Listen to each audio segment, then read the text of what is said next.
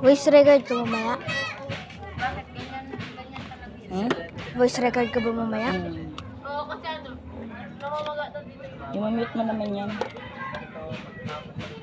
Ano kasi nagpupunta ito eh. Dito. Dito. Sundan mo na ng gatas. Dito. Stop mo muna yun.